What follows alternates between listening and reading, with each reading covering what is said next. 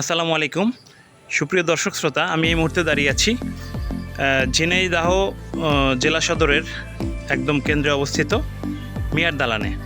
তো আসলে এসেছিলাম অনেক আশা করে যে আপনাদেরকে ভেতরটা ঘুরিয়ে দেখাবো, কিন্তু আশাভঙ্গ হয়েছে আর কি। তো এখানে ভেতরে ঢোকার ব্যবস্থা বর্তমানে নেই, মানে কিছুদিন আগেও ভেতরে ঢোকা যেত, কিন্তু এখন একটা বোর্ড টানিয়ে দিয়েছে, নোটিশ টানিয়ে দিয়েছে যে বাড়ি ভেতরে দেখানো বন্ধ। আপনারা দেখতে পাচ্ছেন। তো আসলে খুবই মর্মাহত। আমি ভেবেছিলাম যে একটু দেখাবো আপনাদেরকে, চেষ্টা করব।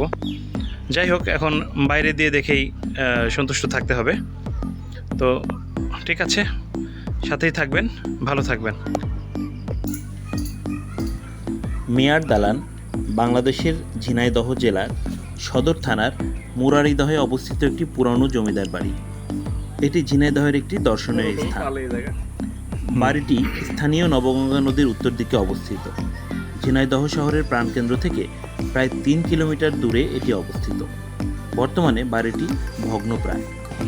প্রাচীন ঐতিহ্য অনুযায়ী ইমারতের প্রধান ফটকের নির্মাণ সময়ের কিছু কথা কাব্যিকভাবে খোদাই করা আছে। বঙ্গাব্দ 1236 সালে নির্মাণ শেষ হওয়া এই ইমারতটি ঠিকঠাক মতো রক্ষণাবেক্ষণ করা গেলে সেটা ঝিনাইদহ শহরের একটি উল্লেখযোগ্য বিনোদন কেন্দ্র হয়ে উঠতে পারে। যতদূর জানা যায় যে জমিদার এই দালানটি নির্মাণ করেন তিনি 1947 সালের দেশভাগের সময় ভবনটি বিক্রি করে দেন সেলিম চৌধুরী নামের এক ব্যক্তির কাছে। তাই ভবনটিকে স্থানীয়ভাবে কেউ কেউ সেলিম চৌধুরীর বাড়িও বলে থাকেন। বলা হয়ে থাকে বাড়িটি থেকে নবগঙ্গা নদীর নিচ দিয়ে একটি সুড়ঙ্গ ছিল। সুড়ঙ্গের প্রবেশ মুখ এখনও চিহ্নিত করা যায়। নদীতে যেভাবে বাঁধ দিয়ে ইমারতটি নির্মাণ করা হয়েছিল সেভাবে তৈরি আর কোনো পুরানো ইমারত ঝিনাইদহ শহরে দেখা যায় না।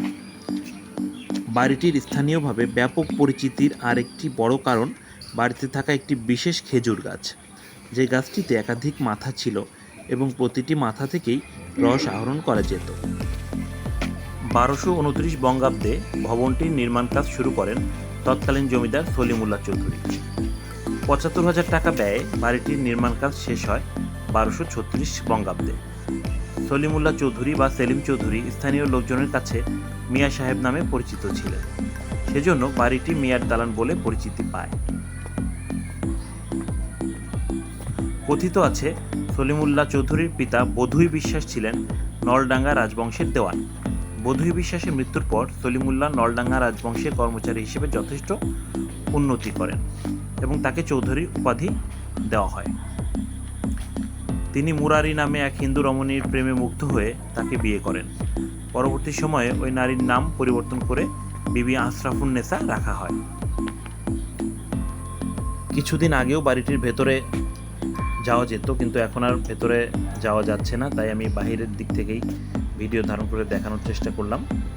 বাংলাদেশের যে কোনো প্রান্ত থেকে ঝিনাইদহ শহরে এসে আরাপুর মোড় থেকে ভ্যান বা অটোযোগে 3 কিলোমিটার গেলেই এই দালানটির অবস্থান।